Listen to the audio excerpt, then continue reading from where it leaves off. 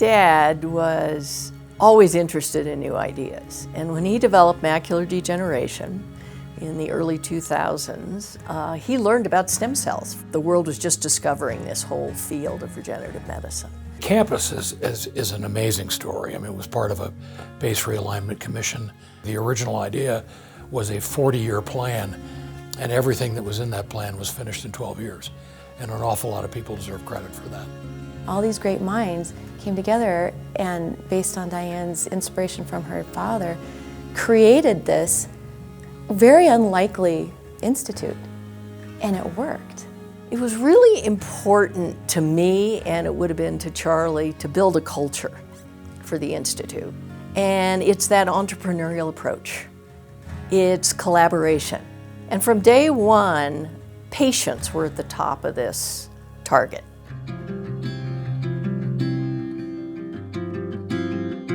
About 2010 is when, a lot of this early work started with CAR T cells and leukemia and lymphoma. So this is when I was at the National Cancer Institute.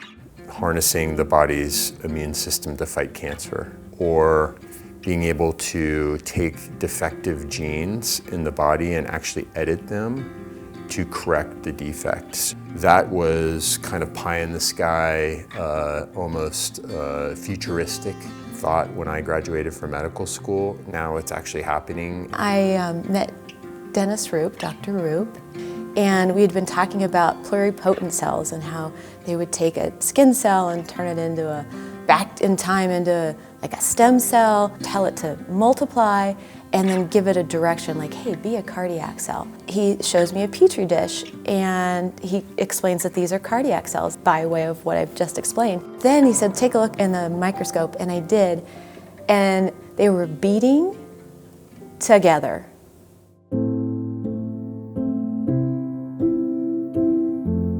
The Gates biomanufacturing facility was one of our real risky moments.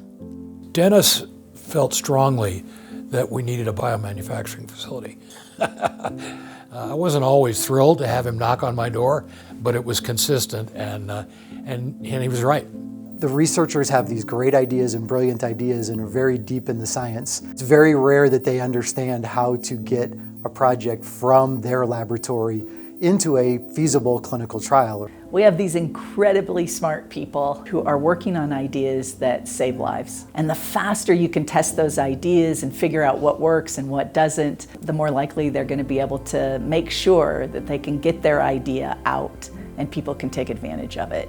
We can bring in a process from the bench, from a laboratory that is not really fully developed. The technology is good, the science is sound. We can actually bring that information into our facility, establish it in a small scale, move it through a translation that will help to bring it into a clinical trial. Another unique opportunity through the Gates Institute is what we call the Gates Grubstake Fund.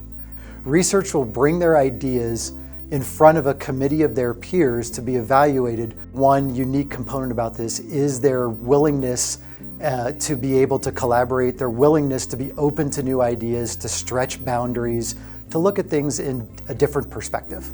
The addition of Dr. Fry for many of us was like adding a rock star to our campus and to our facility. He's a brilliant scientist. He really knows the ins and outs of clinical manufacturing, and as a physician, he also understands the patient impact.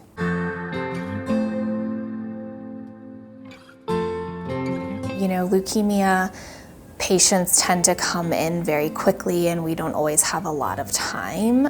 Just the willingness of everyone to change schedules and make things work totally has a positive impact on patient outcomes. The blood product is everything. We call it IPM here, incoming patient material, and everyone knows and everyone's alert and aware when it comes in because they know at the end, that's going to become the drug therapy. My favorite part is walking that drug product across the street to the Children's Hospital or getting to see it delivered to, UC Health. Lucas was a patient who had early relapsed leukemia. Standard of care is bone marrow transplant. He went to bone marrow transplant and then unfortunately relapsed with leukemia cells in his spinal fluid. We treated him with this CAR T-cell therapy. He did actually really well and has now been in remission for over a year and a half. It's been a long time. He was diagnosed when he was 4 and he's 10 now. To be at this point where he is more stable and he is healthier and stronger and can do the things that he wanted to do when he was younger has been just a really amazing thing to see for our entire family. It was a rough experience for our family, so to get to meet the people who helped him receive the treatment that he needed was really cool for me. I was over the moon just to meet them and hear their story and get to show them a little bit about what went into it.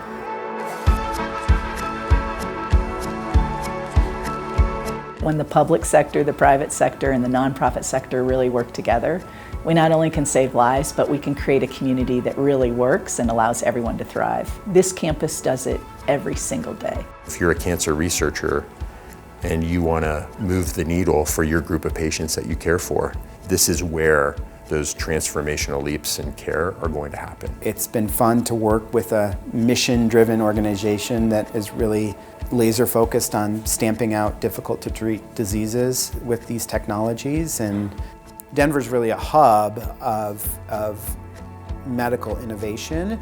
And I think the other exciting thing is that we've moved beyond cancer in the Gates Institute's offerings of therapies. Very soon we'll be offering cellular therapies to patients with difficult to treat autoimmune conditions. We know that these types of therapies may have impacts beyond cancer, and we're sort of poised to offer those to our patients. When I looked at Colorado, what I saw was 2 fantastic hospitals, a children's hospital and an adult hospital, biomanufacturing facility, and a very robust research. The Gates Institute was really that unifying entity that really helped advance, the scientific ideas that were happening in the laboratories on this campus into patients. This is really, really hard what we do, and you face tremendous odds and obstacles.